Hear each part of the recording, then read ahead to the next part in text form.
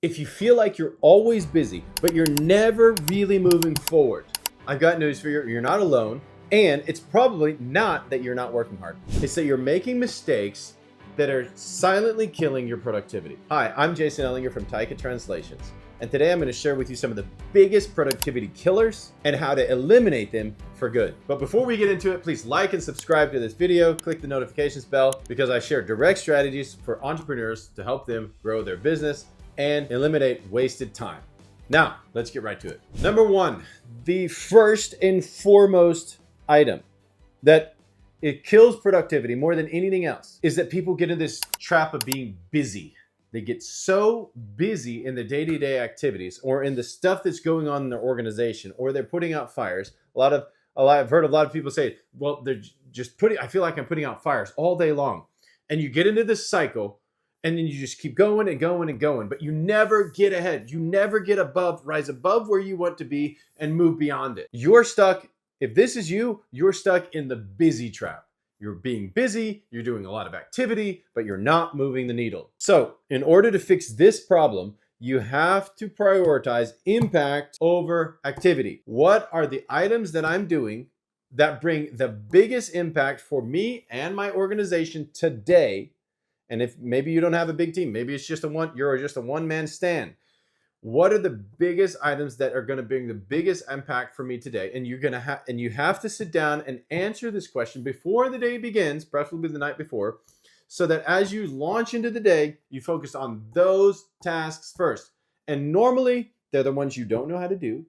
They're the ones that are slightly confusing. They're the ones that you're not really good at, and so you avoid them.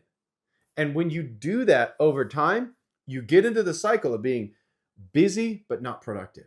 And so what you have to do, and I learned this from a book called Eat This, Eat That Frog. It said every time you start a project, always eat the ugliest frog first. And that means do the hardest thing first that you don't know how to do. Do it. Get it done. Get it off your list and make sure it's done well. And once you've done that, you can move to the other things that you know more about how to do and you do well all the time anyways. Do the hardest thing first. That makes the biggest impact. And sometimes it's the thing you don't know how to do. You just have to recognize that, and that gives you a chance to grow. The key question that you must ask yourself each day in this section is this task moving me towards my goal? Is this taking me closer to where I want to go? Or is this just a busy thing that I'm doing so that I can avoid having to focus on the things that actually move the needle? Busy people work hard.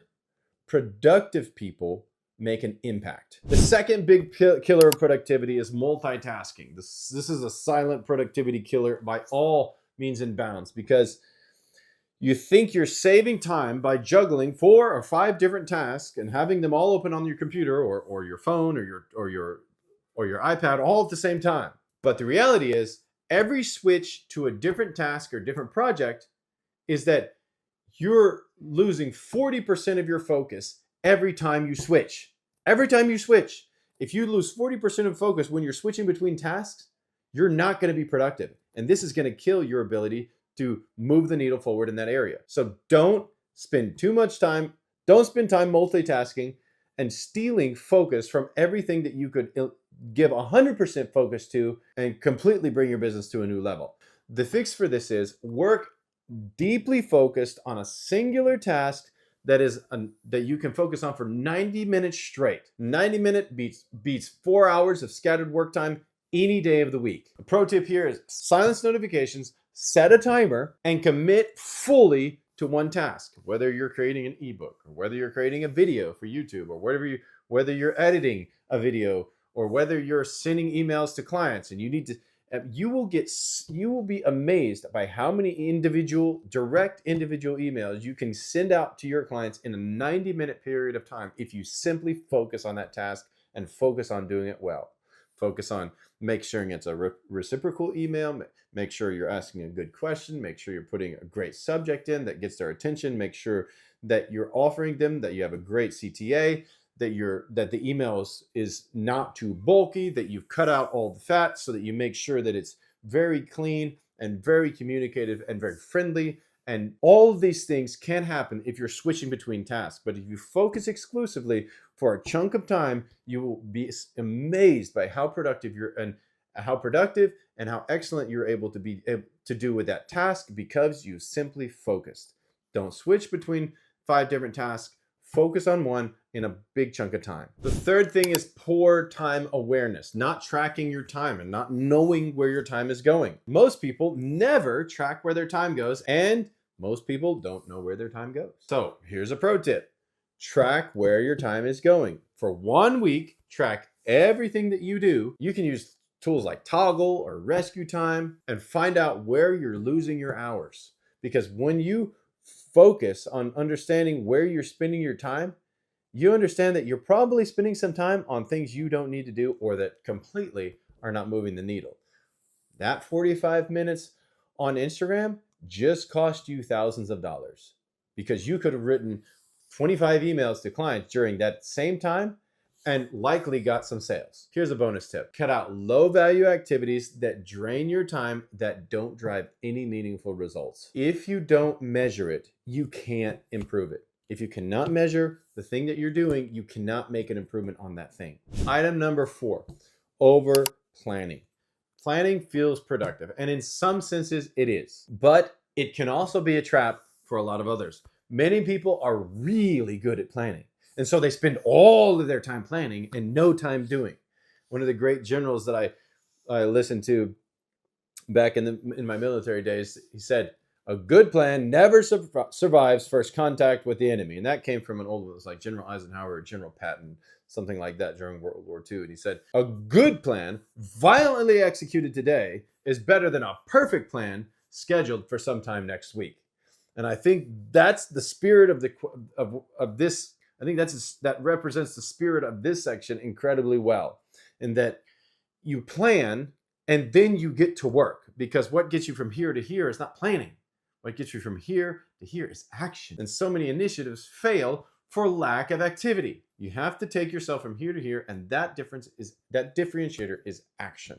More videos, more content, more emails, more phone calls, webinars, more reaching out and getting in front of clients and actually talking to real people each day to make the sales, to grow your business, to connect, and to cause your organization to prosper.